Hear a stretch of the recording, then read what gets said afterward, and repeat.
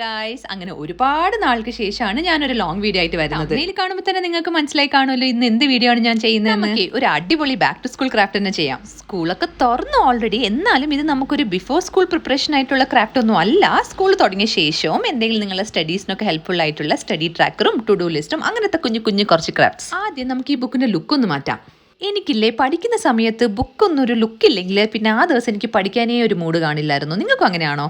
അങ്ങനെയാണെങ്കിൽ അതിനുള്ളൊരു സൊല്യൂഷനാണ് ഈ ഒരു ബുക്ക് ആണെങ്കിലും എന്താ അതിന് ക്യൂട്ടായിക്കൂടെ അല്ലേ? ഇത് സാധാ A4 ഷീറ്റ് വെച്ചാണ് ഈ ഒരു ഡിസൈൻ ചെയ്തത്. നിങ്ങൾക്ക് ക്യൂട്ട് തോന്നുന്ന ഏത് ഡിസൈനും എടുത്ത് നിങ്ങൾക്ക് ഇത് വരയ്ക്കാം. ഞാൻ പിന്നെ ലൈൻസ് ആണ് ചൂസ് ചെയ്തത്, കാരണം ലൈൻസ് വരച്ചതിന് ശേഷം എന്തെങ്കിലും ക്യൂട്ട് ആയിട്ടുള്ള ഒബ്ജക്റ്റ് ഡ്രോ ചെയ്യുമ്പോൾ തന്നെ ലുക്ക് കംപ്ലീറ്റ് മാറും അല്ലേ? ഇത് ഏത് കളറാന്ന് ചോദിച്ചോന്ന് എനിക്ക് അറിയില്ല. ഞാൻ വേറെ എന്തൊക്കെയോ കളർ മിക്സ് ചെയ്തപ്പോൾ എനിക്ക് ഈ കളർ കിട്ടിയതാണ്. വൈറ്റ് ഒക്കെ ആഡ് ചെയ്തു അവസാനം ഈ ഒരു പേസ്റ്റൽ ഷെയ്ഡ് കിട്ടി. ഞാൻ വിചാരിച്ചു ഹാർട്ട് ഷേപ്പ് വരയ്ക്കാമെന്ന്. പിന്നീടാണ് എനിക്ക് ഈ റിബൺ വരച്ചാലോ എന്ന് തോന്നിയത്. വരച്ചു കഴിഞ്ഞ് ഫൈനൽ റിസൾട്ട് കണ്ടപ്പം എന്തായാലും റിബൺ വരയ്ക്കാൻ ഡിസൈഡ് ചെയ്തത് കുഴപ്പമില്ല എന്ന് തോന്നി. കളറൊക്കെ ചെയ്തതിന് ശേഷം ഫൈനൽ ഔട്ട്പുട്ട് കണ്ടപ്പോൾ എനിക്ക് ഒത്തിരി ഇഷ്ടപ്പെട്ടു. ബുക്കിന്റെ ലുക്ക് കംപ്ലീറ്റ്ലി മാറി. നിങ്ങൾക്ക് ഇത് ഇഷ്ടപ്പെട്ടോ എന്ന് മറക്കാതെ കമന്റിൽ അറിയിക്കണേ. അപ്പൊ പിന്നെ നമുക്ക് ഇനി അടുത്ത ക്രാഫ്റ്റ് എന്താ നോക്കണ്ടേ?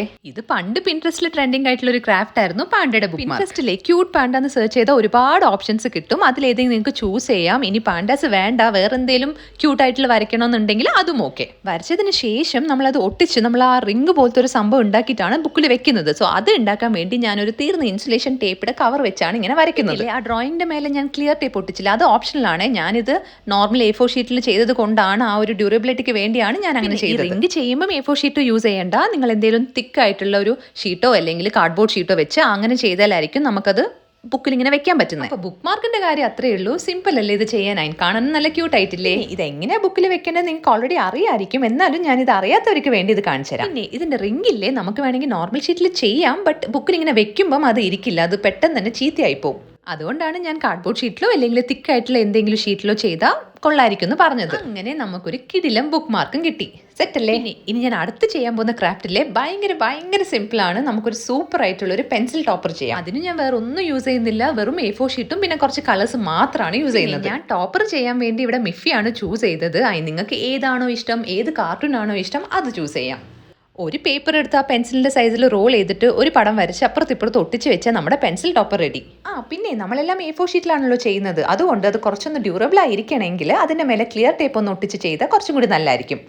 ഫൈനലി നമ്മുടെ പെൻസിൽ ടോപ്പറും റെഡിയായി. നിങ്ങൾക്ക് ഇത് ഇഷ്ടപ്പെട്ടാൽ കമന്റ് ചെയ്യാൻ മറക്കല്ലേ. പെൻസിലിന്റെ ലുക്ക് തന്നെ മാറിയല്ലേ? നമ്മൾ അടുത്ത് ചെയ്യാൻ പോകുന്നത് ഇതുവരെ ക്രാഫ്റ്റ് ചാനൽസ് ഒന്നും ചെയ്യാത്തൊരു ക്രാഫ്റ്റ് ആണ് ടു ഡു ലിസ്റ്റ്. ഞാനിതൊരു സർക്കാസം പോലെയാണ് പറഞ്ഞത്. നിങ്ങൾക്ക് എല്ലാ ക്രാഫ്റ്റ് ചാനലും നോക്കിയാലും ആ ബാക്ക് ടു സ്കൂൾ ആവുമ്പം ആദ്യം കാണുന്നതായിരിക്കും ഈ ടു ഡു ലിസ്റ്റ്. പിന്നെ ഞാനായിട്ട് കുറയ്ക്കണ്ടെന്ന് വിചാരിച്ചു.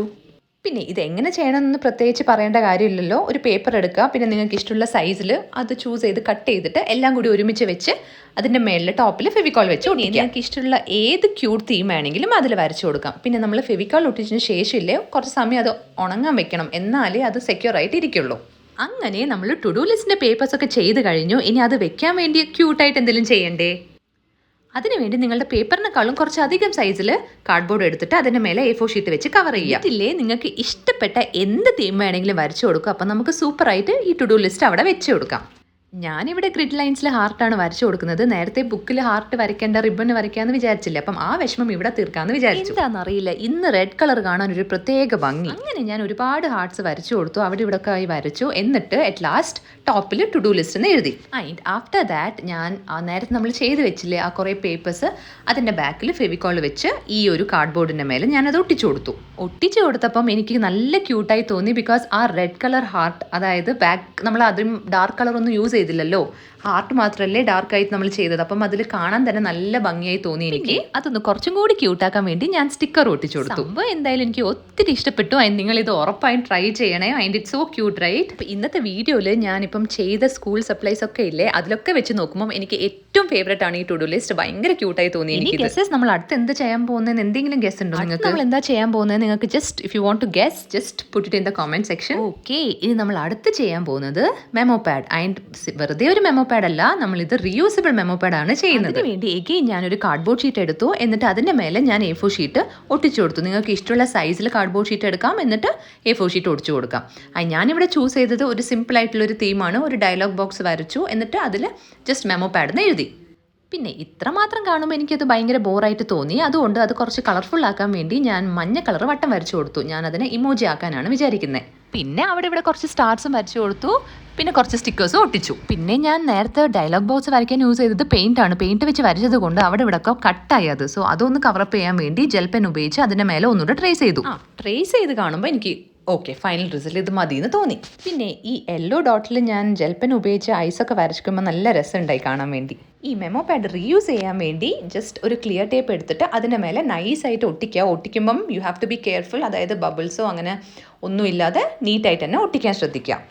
ഇനി നമുക്കിത് വർക്കിംഗ് ആണോ നോക്കണ്ടേ. സോ നിങ്ങൾ ഇതിൽ എഴുതുമ്പം ജെൽ പെൻ യൂസ് ചെയ്ത് എഴുതാൻ നോക്കുക. എന്നാലേ ആയിരിക്കും നമുക്ക് പെട്ടെന്ന് തന്നെ ഇത് എഴുതി ടിഷ്യൂ വെച്ച് റബ്ബ് ചെയ്യുമ്പം ഈസി ആയിട്ട് തന്നെ ഇത് മായ്ക്കാൻ പറ്റും. നമുക്ക് നമ്മൾ അടുത്ത് ചെയ്യാൻ പോകുന്നത് വളരെ യൂസ്ഫുൾ ആയിട്ടൊരു ക്രാഫ്റ്റ് ആണ് സ്റ്റഡി ട്രാക്കർ. ഈ സ്റ്റഡി ട്രാക്കർ എന്തെന്ന് ചോദിച്ചാൽ നമ്മളിപ്പം ഈച്ച് ഡേ എത്ര സബ്ജക്ട്സ് പഠിച്ചു നമുക്കൊരു ഓർത്ത് വെക്കാൻ വേണ്ടിയിട്ടുള്ളൊരു സംഭവമാണിത്. ഇത് ചെയ്യാൻ വേണ്ടി കാർഡ്ബോർഡ് സൈസ് എത്രയാണെന്ന് വെച്ചാൽ നിങ്ങൾക്ക് ഇപ്പം Monday to Saturday or Sunday അത് ഇൻക്ലൂഡ് ചെയ്യണം. പിന്നെ എത്ര സബ്ജക്ട്സ് ആണോ ഉള്ളത് അതും ഇൻക്ലൂഡ് ചെയ്യണം. സോ ഇതൊക്കെ ഇൻക്ലൂഡ് ചെയ്ത് നമുക്ക് ചെയ്യാൻ പറ്റുന്ന അത്രയ്ക്കും സൈസ് വേണം നിങ്ങൾ എടുക്കാൻ വേണ്ടിയിട്ട്. പിന്നെ നിങ്ങൾക്ക് ഇഷ്ടമുള്ള തീം, അതായത് നിങ്ങൾക്ക് ഇത് കണ്ടാൽ ഞാൻ എന്തായാലും ഇന്ന് പഠിച്ചിരിക്കും എന്ന് നിങ്ങൾക്ക് തോന്നുന്ന ഒരു തീം ചൂസ് ചെയ്യാം. നമ്മളിങ്ങനെ ഒരുപാട് ബാക്ക് ടു സ്കൂൾ സാധനങ്ങൾ ചെയ്യുന്നുണ്ട്. സോ അറ്റ്ലീസ്റ്റ് നമ്മൾ ഇതിങ്ങനെയൊക്കെ ചെയ്യുമ്പം അത് യൂസ് ചെയ്യാൻ വേണ്ടിയെങ്കിലും നമ്മൾ പഠിക്കുമല്ലോ അല്ലേ.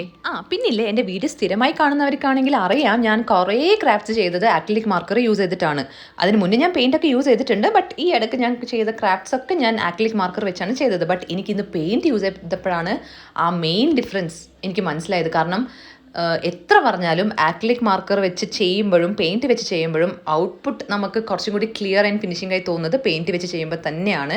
ആക്രിലിക് മാർക്കർ ബാഡ് എന്നല്ല ഞാൻ പറയുന്നത്. നല്ല ഹൈ ക്വാളിറ്റി ആക്രിലിക് മാർക്കർ വെച്ച് നമുക്ക് യൂസ് ചെയ്യുമ്പം നമ്മൾ പെയിൻറ്റിൽ ചെയ്യുന്ന അതേ ഫിനിഷിംഗ് കിട്ടും. ബട്ട് എനിക്കിത് കണ്ടപ്പം എൻ്റെ പേഴ്സണൽ ഒരു ഒപ്പീനിയനാണ് ഞാൻ പറഞ്ഞത്. പെയിൻ്റാണ് എനിക്ക് കുറച്ചും കൂടി ഇഷ്ടപ്പെട്ടത്. പിന്നില്ലേ ഞാനിപ്പം ഇത് ചെയ്തത് ഞാൻ പറഞ്ഞല്ലോ ഞാൻ ഡെമോ പോലെയാണ് ചെയ്തത്. നിങ്ങൾക്ക് നിങ്ങളുടെ സബ്ജക്ട്സും ആ നമ്പർ ഓഫ് ഡേയ്സ് ഒക്കെ ഇൻക്ലൂഡ് ചെയ്തിട്ട് നിങ്ങൾക്ക് ഈ സ്റ്റഡി ട്രാക്കർ പ്ലാൻ ചെയ്യാം.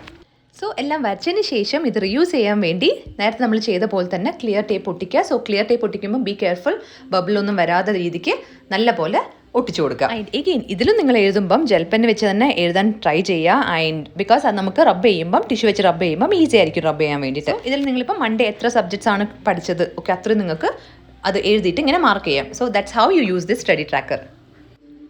അപ്പോൾ അത്രയേ ഉള്ളൂ. ഇന്നത്തെ വീഡിയോ എല്ലാവർക്കും ഇഷ്ടപ്പെട്ടെന്ന് വിചാരിക്കുന്നു. ആൻഡ് മറക്കാതെ ലൈക്കും കമൻറ്റും ഷെയറും ചെയ്യണം. ആൻഡ് ആദ്യമായിട്ടാണ് നിങ്ങൾ ചാനൽ കാണുന്നതെങ്കിൽ മറക്കാതെ സബ്സ്ക്രൈബ് ചെയ്യുക. See all in the next video. By.